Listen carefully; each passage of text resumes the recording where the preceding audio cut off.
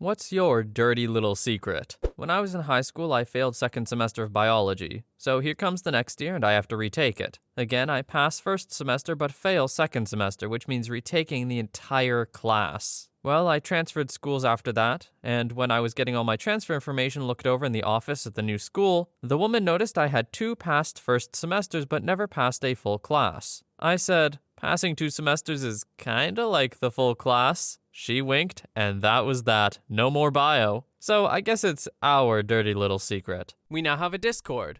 Check out the server in the link in the description. Story 2. When I was a kid, my mom took away my favorite computer game CD for a few weeks as punishment for something I did. A bad grade, I think. I found where she hid it, photocopied the CD label, cut out the print, glued it to a blank disc, and put that in the place of the real CD. Surprisingly, she never noticed. I played it when no one else was home. It's been 18 years and I've still never told her. Story 3. I never wrote my 7th grade science paper on dysentery, and when my teacher asked me if I turned it in, I said yes. She looked through all of the papers and stacks of paperwork on her very crowded desk, and she said she knew that she saw it somewhere. I got a B for a paper I never wrote. Sorry, Miss Weber. Story 4. When I was about 8 or 9, I was sent to a summer camp for 1 month. My sister, who was 14, was also there. Never been away from my parents before. This camp was located around Lake Delton, Wisconsin. I remember the cabin in the woods. Now, I don't know if I had arachnophobia before this experience, but I recall that the toilet stalls had dozens of daddy long-legged spiders all over, and I was so scared I just held it in for about 4 to 5 days. Well, one day I just couldn't hold it in anymore, and had to make a run for the toilets. I semi-ran/walked to the toilets, trying to hold it in. Made it into the main area where the sinks are and just couldn't hold it anymore, and quickly, with one hand, pulled down my pants from behind and dropped the biggest dump on the tile floor, all while still in motion towards the toilet. Thank God no one was in there to see this. When I stepped out, a large group had formed outside, and inside, one of the staff was covering his face with one hand and holding a hose in the other. No one suspected me. I thanked God that no one found out, as if they had, the rest of my stay there would have been utter torment. Fast forward about 30 years. I'm at my parents' house with my wife. My sister's there as well. Anyway, we're talking and camp comes up. Told her that it was me who did that. She nearly laughed to death. Said the entire camp talked about it all summer. Hate spiders up until this day. Good times. Story 5. 5-year-old me ruined my parents' marriage. I distinctly remember finding what I now know is a rubber unused in our old station wagon. Me, not knowing any better, began playing with it. Got done, tossed it in the trash. Fast forward a short time later, my father returns home and begins to drag the can to the road. As he closes the lid, he notices said rubber, and you can guess where it goes from there. I didn't learn that was the reason until I was about 14 or 15.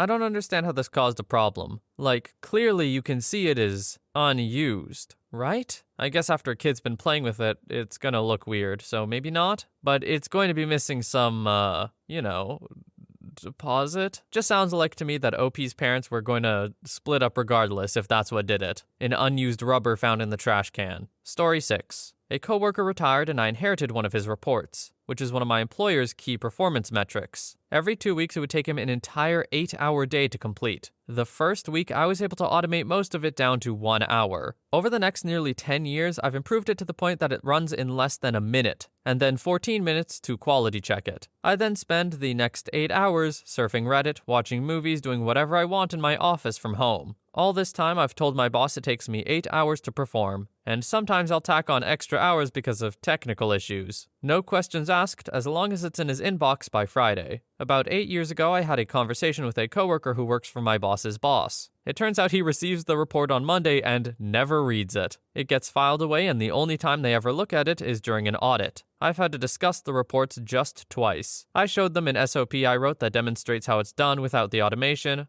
Auditor checks the box. Next item. Whenever I'm on vacation, I turn the SOP over to someone else who will have to compile the report by hand. When I get back, they've always mentioned, how do you do that all in just 8 hours? At this point, I've charged my boss nearly an entire year for sitting on my butt.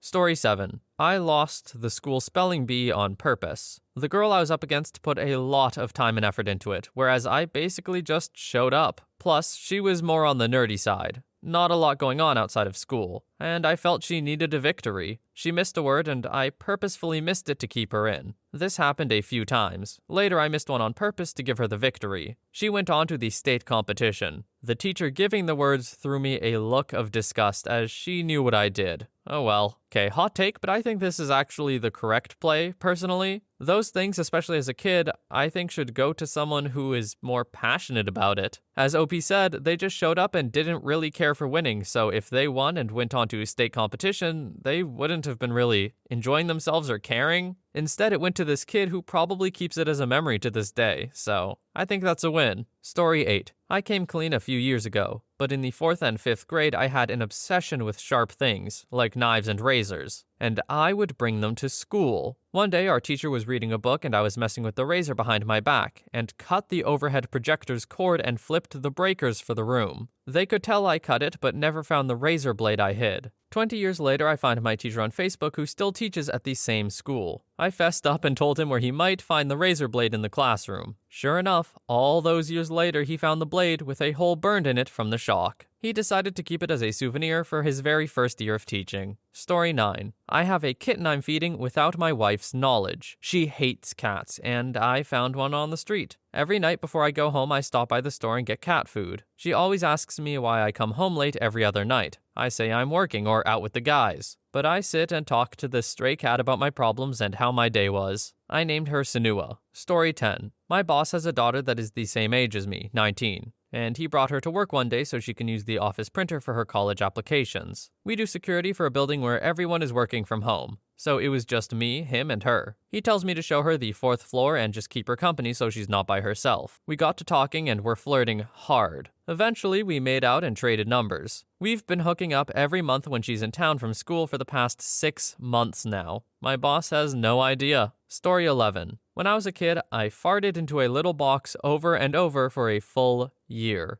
It was a tin some Christmas cookies came in with a picture of Santa on it. Every single time I had to fart, I lifted the lid, put it in the box, and quickly closed it. Before long, the box was successfully weaponized and ready for deployment. When my brother was mean to me, I'd steal his Oakley's, expensive, horrible 90s sunglasses, and put them in the box to, marinate overnight. Then I'd quietly return them. My brother continually complained to my mom about how they smelled, and that they sold him a bad pair and wanted new ones. She was like, hell no, dude. So he just kept wearing them until they broke. So basically, I farted into my brother's eyes for a year. Never told anyone. Story 12. I'm a therapeutic foster parent. When kids leave us to go back home, I am usually really happy for them, unless I don't think their family is going to be able to handle things safely. Then I am worried as could be, but I am also selfishly completely heartbroken. I think about our former kids all the time. When they go home, I try to write our name and phone number in a bunch of their books so they can maybe find us again. And I keep my Facebook page as unlocked as possible, hoping that they will feel like they can reach out if they need anything. I want to foster forever, but I also wonder if I can keep saying goodbye like this. It absolutely guts me, and I know I have no right to feel that way. OP, you sound incredibly sweet, and you absolutely have a right to feel that way. You can totally feel sad that you're letting these children go when I guess you have to be done with them, you know? What you wouldn't have a right to do is do anything about it, you know? Like steal them and kidnap them and take them away. That you don't have the right to do that. But you have the right to feel bad. OP is doing a great thing here. Huge props. It's not easy. Story 13. My ex-husband left. No warning, cheated, pretended I didn't exist. 1 year later, he wants the sofa because he bought it. Due to the lockdown happening just after his request, he had to wait a while before he could pick it up. I proceeded to bang all over that sofa throughout lockdown with a new boyfriend. Ex now has the sofa back. Story 14. I caught a habitual intimate offender at work, and he had no clue until I had to be part of a conference call with a judge presiding over the phone. Funnily enough, the call was actually about him seeking worksman compensation for being wrongfully terminated. Unknowingly to him, I'd already talked with FBI agents minutes before the call. Backstory. I found a company computer we both used with a browser open one morning, and his personal email was still logged in. I immediately saw his name and pictures that he should not have, and immediately contacted my supervisor. Frickin' pedos rot in hell. Story 15. I know exactly the rules for helping the children in my public education classroom, but I still bring cold kids coats, hungry kids food, kids with terrible shoes better ones, and hugs and long conversations for any child that asks. If any admin is pissed that I'm giving an apple and a sandwich to a kid, I claim ignorance. The school system is so strained they won't fire me. So I am doing what I can during this time. Story 16. I've seen both of my sisters-in-law naked. I accidentally walked in on my brother's wife whilst she was changing. I didn't realize she was in the room and just walked in. She knows it was me, but we've both just pretended that it didn't happen. My wife's sister asked me to fix her laptop as it wasn't working. Turns out it hadn't had a Windows update for nearly 4 years, and was filled with all description of bloatware and malware. She had 4 address bars on her browser, and her pretty explicit nudes in prime position in her downloads folder. I returned her laptop in working condition with a new folder named Private. So yeah, she knows I saw them, but no one else does. Is it just me, or is that's weirder, right? You should have just done nothing, OP.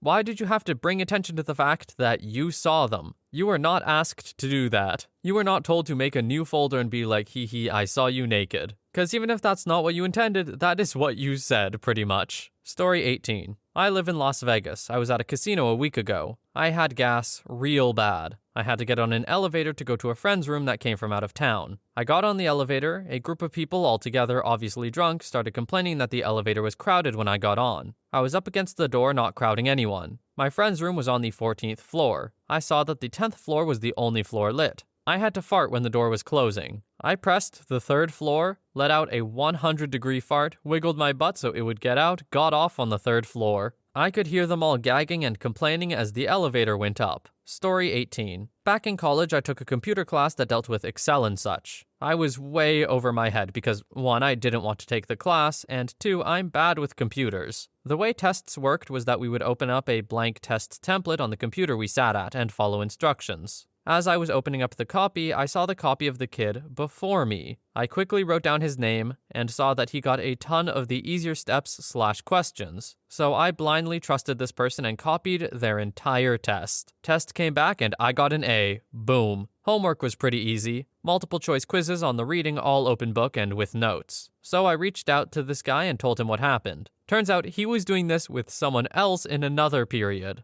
Ended up getting a 97 in that class. And it boosted my GPA into the good enough for a small scholarship territory, like $500 for books. But basically did and learned nothing. Thank you, Paul. You're a good man. Story 19. When I was about 8, I was in a supermarket with my mom, and she had to use the bathroom. I sat on the bench outside waiting, and there was one of those press to break glass fire alarms on the wall. I wanted to know how hard you had to press it. Not very hard, it turns out. The whole store had to leave their shopping and go outside. Well over 100 people. Not sure what happened after that because we just went home. It's been 20 years and I've still never told anyone. Story 20. I worked at Wendy's during my teenage years. I also had a teenager's metabolism, so I would frequently treat myself to numerous giant Frosties during evening shift. Closing one night, and to avoid a 2 a.m. ride home with my sketchy manager, I decided to walk the 3 miles home through suburbia. Around the halfway point of my early morning walk, the gallons of delicious milky beverage in my gut transformed itself into gallons of fetid, milky waste wanting very much to leave my body. Without a bathroom nearby, I darted down an alley and hopped a fence into a backyard, where I unleashed evil. I noticed that this yard had all the necessary accoutrement to indicate a dog or 2 lived there. My hope is that the owners didn't take their dogs to the vet with the assumption that Fido's anus exercised Mephistopheles. Part of me feels like I should know what that last sentence means more. Alas, I don't. It sounds Greek. Maybe I should have paid more attention during Percy Jackson. Either way, I'm sure it's a hilarious joke for the people who get it. Story 21. My parents, who live across the country, send my 6-year-old daughter checks in the mail for her birthday, Christmas, etc. They are elderly and don't use Amazon.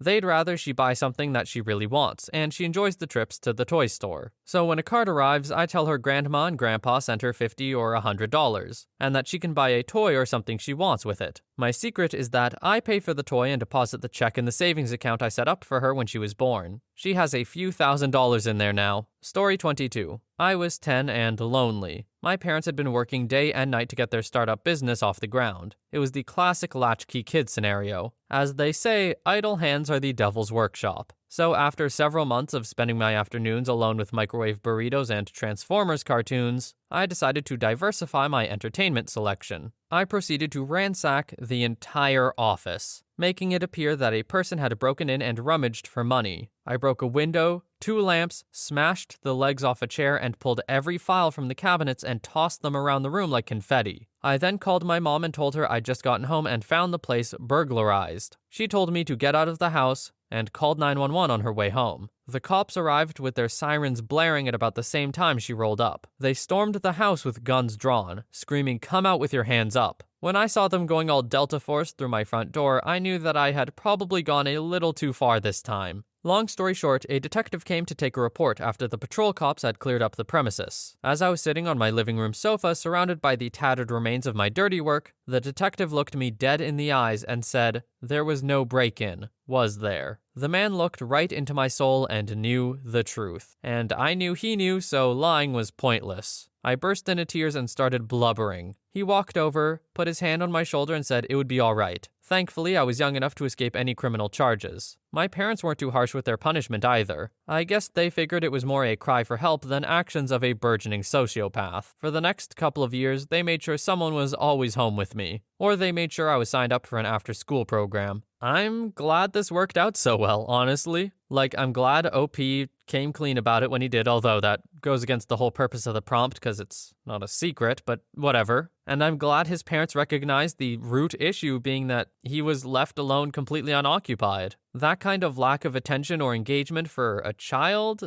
yeah, that can be bad. Not just behavior-wise, but actually for psychological reasons too. I'm glad that everything worked out and everyone was sympathetic in the situation. Huge W for everyone involved as far as I'm concerned. Story 23. Back in high school, I had a huge crush on a girl. There was some heavy chemistry between us, but despite asking her on a date several times, she always said no. We lost touch after graduation. A few years later, I ran into her at a bar. We got to catch up and it was great getting to talk to her again. She said her parents were having a few people over at their place and asked if I wanted to go hang out with them for a while. Turns out everyone had left by the time we got there, so it was just us 4. After a few drinks, my friend said she was tired and was going to go home. I told her I'd find my own ride and said goodbye. After she left, her dad asked me if I wanted to bang her mom while he watched, so I did. Story 24. I was able to read all the email exchanges at my last company, and no one had any idea. My boss made the mistake of giving me the password and username for our administration account, so I could fix some printer network issue or some other dumb crap like that. I was able to remote into our Exchange server and I saw everything. And boy, was my boss screwed in the head. So was HR and my manager. I saw when people were going to be fired, when people took credit for my coworkers' ideas, when managers crap-talked employees, and what people's salaries were. It was the highlight of my day to log in and see what drama ensued from the idiots running the place.